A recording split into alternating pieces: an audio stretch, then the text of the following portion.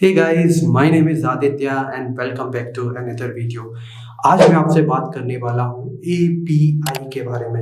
अगर आप एक बिगिनर हैं या फिर आप एक फ्रेशर हैं तो आपने ये टर्म बहुत ज़्यादा सुना होगा, एपीआई। एपीआई एग्जैक्टली क्या होती है? आप एक सॉफ्टवेयर इंजीनियर्स के पास जाएंगे तो वो आपसे बोलेंगे एपीआई के थ्रू डेटा को फैच कर लेंगे, एपीआई से डेटा को पुश कर देंगे। तो बेसिकली एपीआई का सॉफ्टवेयर इंडस्ट्री में सबसे ज़्यादा यूज होता है।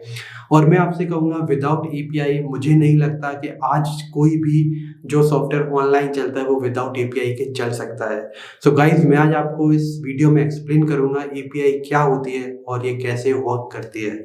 So guys, without further delay let's get into it. सबसे पहले समझते हैं एपीआई का फुल फॉर्म क्या है। Application programming interface.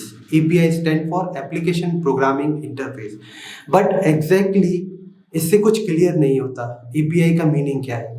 मैं अब आपको एक एग्जांपल देता हूं जो आज से करीब करीब 8 इयर्स पहले मेरे एक टीचर ने मुझको दिया था इस एपीआई को समझाने के लिए। वही मैं एक छोटा सा एग्जांपल आपको देता हूं। आप जब किसी रेस्टोरेंट में जाते हैं और रेस्टोरेंट में जाके आप अपने टेबल पे बैठते हैं, कुछ खाने के लिए ऑर्डर करना चाहते हैं, तो वेटर आकर आपको एक मेनू कार्ड देता है, बोलता है आप इसमें से सिलेक्ट कर सकते हैं। आप उस मेनू कार्ड में से आपको जो जो खाने को चाहिए होता है आप सिलेक्ट करते हैं और वेटर को बुलाकर बोलते हैं कि ये खाने को लाओ। वेटर जाता है उस रेस्टोरेंट में, जो किचन होता है उस किचन में जाके अपने शेफ से मिलता है और बोलता है कि इस नंबर टेबल से ये ऑर्डर आया है, ये प्रिपेयर कर दीजिए। शेफ प्रिपेयर करता है उस खाने को और वापस से वेटर को बुलाकर उसको दे देता है कि ये आपका फूड रेडी है, आप जाके कस्टमर को दे दीजिए। वेटर वापस से आता है और हमें आके वो खाना हमें दे देता है। अब यहाँ पर समझने वाली चीज ये है कि एपीआई कहाँ है। बेसिकली ये जो वेटर है, वेटर को आपने बुलाया, आपने उससे रिक्वेस्ट की मुझे ये खाने के लिए चाहिए।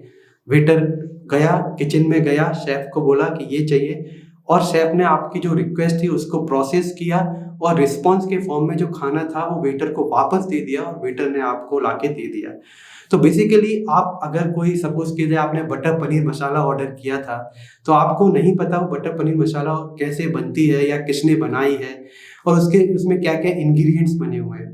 आपने सिर्फ रिक्वेस्ट की मुझे ये चाहिए और कोई थर्ड पार्टी थी, मींस जो शेफ था उसने उसको प्रिपेयर किया और वेटर ने लाके आपको डिलीवर कर दिया। तो यहाँ पे जो वेटर है वो एपीआई का काम कर रहा है। बेसिकली जब दो सिस्टम इंटरेक्ट करते हैं उनके बीच में इंटरेक्शन के लिए हम एपीआई को यूज करते हैं।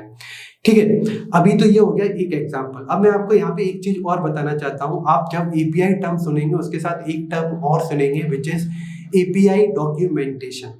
देखिए यहाँ पर जो मेनू कार्ड है ना वो बेसिकली एपीआई का डॉक्यूमेंटेशन की तरह बोल सकते हैं आप उसको। क्यों? क्योंकि जो जो मेनू कार्ड में अवेलेबल है सिर्फ आप उतना ही रिक्वेस्ट कर सकते हैं उस रेस्टोरेंट में। एग्जैक्टली एपीआई के साथ होता है, जब भी कोई भी अपने सिस्टम की एपीआई को एक्सपोज करता है किसी थर्ड पार्टी के लिए तो उसका एक डॉक्यूमेंटेशन बना कर देता है कि आप ये चीजों को यूज कर सकते हैं। उसके अलावा आप और किन्हीं चीजों को यूज नहीं कर सकते उस सिस्टम से। ठीक है, ये तो हो गया एक एग्जाम्पल। अब मैं आपको एक दूसरा एग्जाम्पल देता हूं जो आई थिंक आप सभी ने यूज किया होगा। जब भी मैं अपनी फ्लाइट टिकट बुक करता हूं, सपोज कीजिए मुझे बेंगलुरु से न्यू दिल्ली जाना है, तो मैं यूजली जो प्रेफर करता हूं मैं मेक माई ट्रिप पर जाता हूं और जाके सर्च करता हूं बेंगलुरु टू न्यू दिल्ली, जो भी स्पेसिफिक डेट होती है वो डेट सिलेक्ट करता हूं, तो मेरे पास रिजल्ट आ जाते हैं। उसमें सबसे पहला आता है स्पाइस जेट से आ जाता है, इंडिगो से आ जाता है, एयर एशिया से, एयर इंडिया से, वो सारे फ्लाइट्स आ जाते हैं उस दिन में कौन कौन सी फ्लाइट्स मेरे पास अवेलेबल हैं। तो अकॉर्डिंग टू माय कन्वीनियंस मैं उनमें से किसी एक को सिलेक्ट करके अपनी फ्लाइट टिकट बुक कर लेता हूँ। अब मैं ये एग्जाम्पल क्यों दे रहा हूँ, मैं आपको सिर्फ ये बताना चाहता हूँ। जब मैंने मेक माई ट्रिप पर अपनी क्वेरी डाली तो बेसिकली मेक माई ट्रिप ने क्या किया होगा, वो जाके जो थर्ड पार्टीज थी जैसे स्पाइस जेट थी और इंडिगो थी, एयर इंडिया थी, उन सभी पे जाके रिक्वेस्ट की कि मुझे इस डेट में आपकी कौन कौन सी फ्लाइट्स अवेलेबल हैं और उनकी मुझे लिस्ट दीजिए।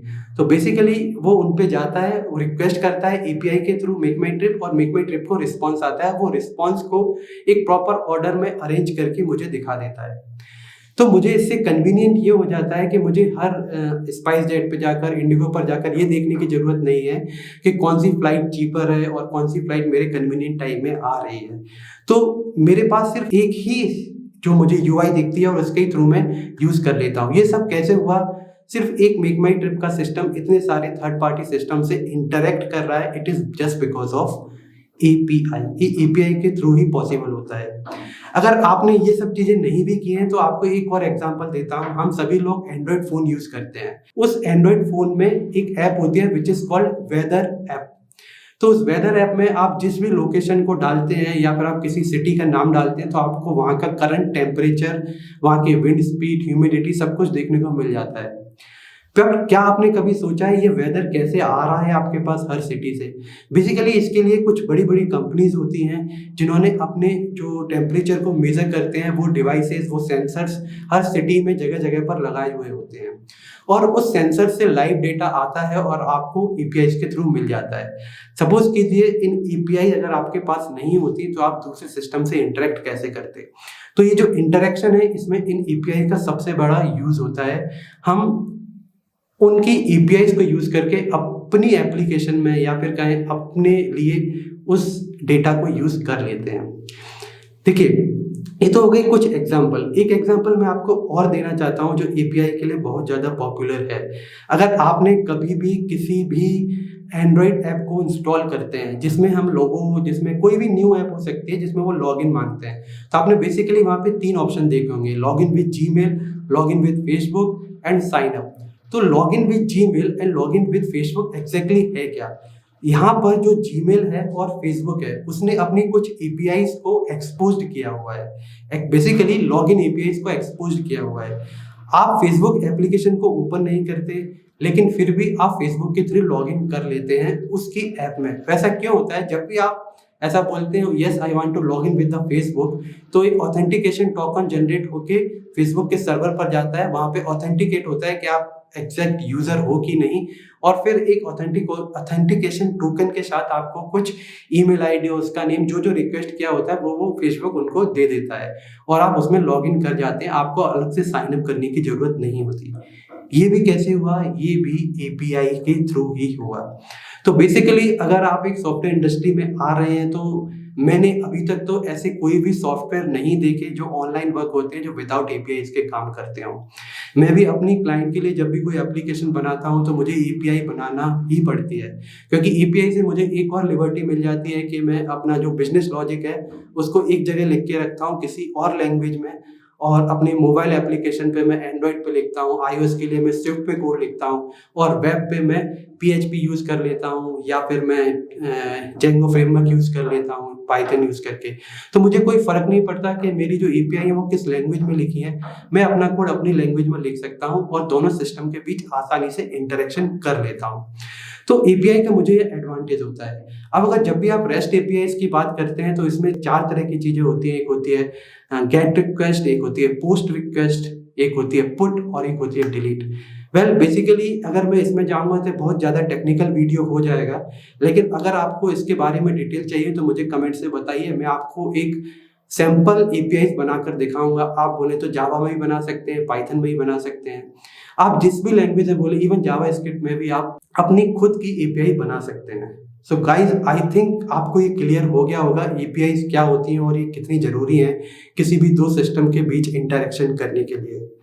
अगर आपको कोई कंफ्यूजन है या फिर कोई डाउट है तो मुझे कमेंट्स में जरूर बताइए, मैं आपके डाउट को जरूर सॉल्व करूंगा। That's all I had for this video. Thank you for watching. Bye.